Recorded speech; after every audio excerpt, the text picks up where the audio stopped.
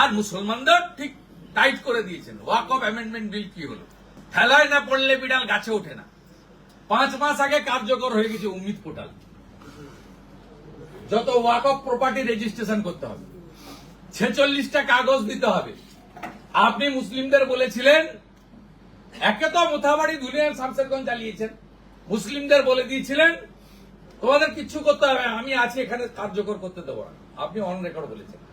এখন কি বলছেন? 27 নভেম্বর বের করেছেন নোটিফিকেশন, 5 তারিখের মধ্যে উম্মিদ পোর্টালে যত উনাদের ওয়াকফ প্রপার্টি আছে সবকে পোর্টালে 46টা কাগজ দিয়ে। এই মুখ্যমন্ত্রী মুসলিমদেরও যা করার শেষ করলেন ওয়াকফ অ্যামেন্ডমেন্ট বিলে। কারণ এই 46টা কাগজ অধিকাংশরই নেই। এরা যদি 5 মাস সময় পেত হয়তো জোগাড় যন্ত্র করতো কাগজে। তাহলে বুঝুন ইনি কিভাবে শুধু ব্যবহার করে, ইউজ অ্যান্ড থ্রো করে। যারা ওনার কথায় নাচেন, যারা প্রস্তুতি নিচ্ছেন গাজলের সভাতে আসবেন, সেই হরিশ্চন্দ্রপুর, চাঁচল, কালিয়াচক, সুজাপুরের বাবুদেরকে আমি বলছি এর আসল চরিত্র। 15 বছরে বলি আজকে মাননীয় মুখ্যমন্ত্রী আইপ্যাকের তৈরি করা চিত্রনাট্য উন্নয়নের পাঁচালী প্রকাশ করেছেন।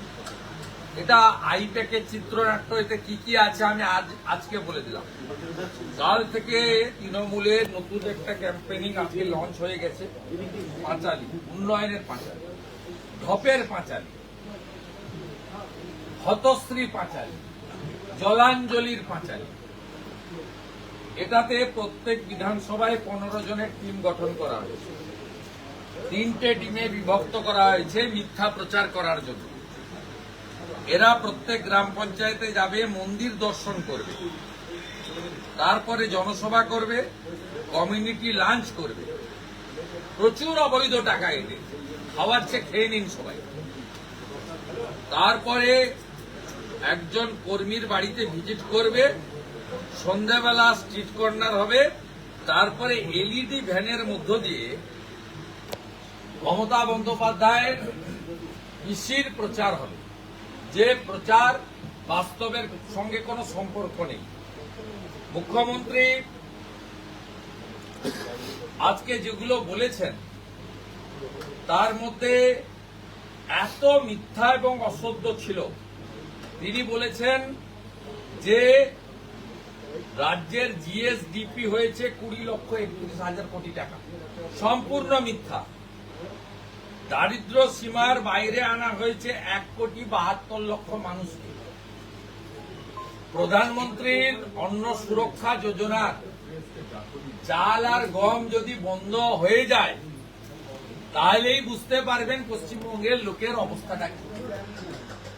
আজকে এই ধরনের মিথ্যা। বেকারত্বের হার কমিয়েছেন 40%। আমি মুখ্যমন্ত্রীকে বলবো তিনি কাদের চাকরি দিয়েছেন, নাম, বাবার নাম, ঠিকানা দিয়ে সম্পূর্ণ তালিকা প্রকাশ করুন। এই মুখ্যমন্ত্রী বামফ্রন্টের রেখে যাওয়া 1 কোটি বেকারকে 2,15,00,000 বেকারে পরিণত করেছেন। এই মুখ্যমন্ত্রী 15 সালে শেষ এসএসসি পরীক্ষা হয়েছিল, 17তে লাস্ট পিএসসি হয়েছিল। দীর্ঘ 8-9 বছর ধরে কোনো পরীক্ষা হয়নি, চাকরি হয়নি, চাকরি চুরি হয়েছে। যে মুখ্যমন্ত্রী ডবল চাকরি দিবে বলেছিল সেই মুখ্যমন্ত্রীর আমলে 4 ডবল চাকরি চলে গেছে লোকেদের, এটা সবাই দেখেছে। মুখ্যমন্ত্রীকে প্রশ্ন করছে বিরোধী দলনেতা 51টা কর্মবিনিয়োগ কেন্দ্র বন্ধ কেন? মুখ্যমন্ত্রীকে প্রশ্ন করছে বিরোধী দলনেতা যুবশ্রীর কি হলো?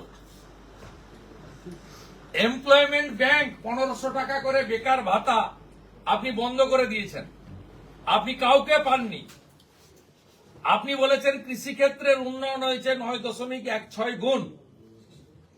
আপনাকে বলতে হবে সারের কালোবাজারি হয় কেন, ধান কেন কেনা হয় না। আপনি এবারে 15 কুইন্টাল ধান যেটা ক্রয় করার কথা কমিয়ে 10 কুইন্টাল করেছেন। আপনি কৃষকদের সর্বনাশ করছেন। প্রধানমন্ত্রী সব কৃষককে পিএম কিষাণ সম্মান নিধি দিতে চায়। 83 লক্ষ কৃষক পরিবার পাওয়ার যোগ্য। আপনি কেবলমাত্র বিজেপি হওয়ার জন্য, হিন্দু হওয়ার জন্য 33 লক্ষ লোকের নাম পাঠাননি, 50 লক্ষ পাঠিয়েছিলেন। প্রধানমন্ত্রী 50 লক্ষ লোককেই প্রধানমন্ত্রী কৃষক সম্মান নিধি যোজনা দিচ্ছে। 33 লক্ষ নাম আপনি কেন পাঠাননি? আপনার রেকর্ড পোর্টালে, আপনার রেকর্ড অনলাইনে পাওয়া যায় না। আর যত জমি আছে রেকর্ডে আপনি চেঞ্জ করে আপনার লোকেরা কালা করে দিয়েছে। ল্যান্ড ডিপার্টমেন্ট আপনার হাতে সম্পূর্ণ দুর্নীতিতে ভর্তি। মুখ্যমন্ত্রীর উন্নয়নের পাঁচালী নয়, মুখ্যমন্ত্রী মমতা ব্যানার্জির নেতৃত্বে দুর্নীতি, তোষণ আর সীমাহীন স্বেচ্ছাচারিতার পাঁচালী মুখ্যমন্ত্রী প্রকাশ করেছেন। এবং আমরা বলি এটা জলাঞ্জলির পাঁচালী। পশ্চিমবঙ্গ বাংলার গৌরব, সংস্কৃতি, মায়ের সম্মান, কন্যার সুরক্ষা আপনার হাতেই জলাঞ্জলি হয়েছে। এর উত্তর অভয়ার বাবা মা সঠিকভাবে আপনাকে দিতে পারবে। তাই এই মুখ্যমন্ত্রীর বিরুদ্ধে ভারতীয় জনতা পার্টি যথাসময়ে রাজ্য স্তরে ব্যর্থতার শ্বেতপত্র প্রকাশ করা শুধু নয়, 294টা বিধানসভা কেন্দ্রে আপনি 11, 16, 21 বাজেটে, ডিপার্টমেন্টাল বাজেটে কি কমিট করেছেন আর কি করেছেন। আমরা জানুয়ারি মাসে প্রতিটা বিধানসভাতে উপস্থিত হয়ে আপনার বিরুদ্ধে, আপনার নির্বাচিত এমএলএদের বিরুদ্ধে আমরা চার্জশিট দাখিল করি। আপনি এই জেলার মানুষকে কর্মসংস্থান দিয়ে পরিযায়ী শ্রমিকদের ফিরিয়ে আনার কথা বলেছিলেন। এই জেলাতে আপনার আমলে কয়েক লক্ষ হিন্দু মুসলিম নির্বিশেষে যুবক পরিযায়ী শ্রমিক হয়ে অন্য রাজ্যে যেতে বাধ্য হয়েছে। তাদের যখন মৃতদেহ আসে লোকের চোখের জল পড়ে, আর আপনার ডিএম আর মন্ত্রীরা যায় 2 লক্ষ টাকার চেক আর ফুল নিয়ে তো খিচ মেরি ফটো করতে। মুখ্যমন্ত্রী বলেছে যে এসআই আতঙ্কে যারা মারা গেছে 2 লক্ষ টাকা করে, এসআই আতঙ্কে যারা মারা গেছে 2 লক্ষ টাকা করে দিবে। এসআই আতঙ্কে যারা মারা গেছে যারা মারা করে দিবে তাদের নিরপেক্ষ তদন্ত দাবি করছে। কাদের চাপে মারা গেল? তৃণমূলের চাপে? মৃত অবৈধ ভুয়া ভোটার রাখার জন্য সবচেয়ে বেশি যদি কেউ চাপ দিয়ে থাকে বিডিওরা চাপ দিয়েছে, তৃণমূলের নেতারা চাপ দিয়েছে। নিরপেক্ষ সংস্থাকে দিয়ে, সিটিং বিচারপতিকে দিয়ে তদন্ত করে কার চাপে যদি মারা যায়, সত্যি মিথ্যা আমি জানি না। এই সময়কালে কেউ অসুস্থ হয়েও মারা যেতে পারে। কোচবিহারে একজন দুর্ঘটনাতেও মারা গেছে, রোড অ্যাক্সিডেন্ট। আমি নিরপেক্ষ তদন্ত দাবি করছি। চাপ যদি কেউ দিয়ে থাকে তৃণমূলের নেতারা দিয়েছে, চাপ যদি কেউ দিয়ে থাকে দলদাস এক শ্রেণীর ভিডিও যারা ইআরও আছেন তারা দিয়েছেন। ভারতীয় জনতা পার্টির সঙ্গে কোনো সম্পর্ক নেই। দাদা 2208টি বুথে একজনও কেউ ভোটার বাদ গেল না, কি বলবেন? এইটার মধ্য দিয়ে প্রমাণ হয়েছে ওই 2208টা জায়গাতে গেলে অমরত্ব প্রাপ্তি হবে। যাদের বয়স 75 পেরিয়ে গেছে তাদের এবং তাদের পুত্র কন্যাদের বলবো, বাবা মাকে যদি শতায়ু আয়ু করতে হয় এই বুথে পাঠিয়ে দেন। বাড়িতে একদম মিথ্যাচার, এটা একটা বড় জলযানজট চিটিংবাজির প্রমাণ। 23 বছর ধরে ওই বুথগুলোতে কেউ মারা গেলেন না, কোন কন্যা বোনের বিবাহ হলো না, শিফটিং হলো না। এটাকে বিশ্বাস করতে হবে। তাই আমরা কালকে সঠিকভাবে 50 জন এমএলএ ইনক্লুডিং স্টেট লিডার্স, আমি এলওপি থেকে আমরা কালকে যে কথাগুলো বলেছি সেই কথাগুলো ইলেকশন কমিশনকে তদন্ত করে কার্যকর করতে হবে। দাদা বিচারপতিকে কল্যাণের আবার অপমান, কল্যাণ আবার বিচারপতিকে অপমান করেছে। কল্যাণ প্রধান বিচারপতিকে অপমানের দুঃশ্রদ্ধা সবসময় মদ খেয়ে থাকে রেজিস্টার্ড মামলা। আর মুসলমানদের ঠিক টাইট করে দিয়েছেন। ওয়াকফ অ্যামেন্ডমেন্ট বিল কি হলো?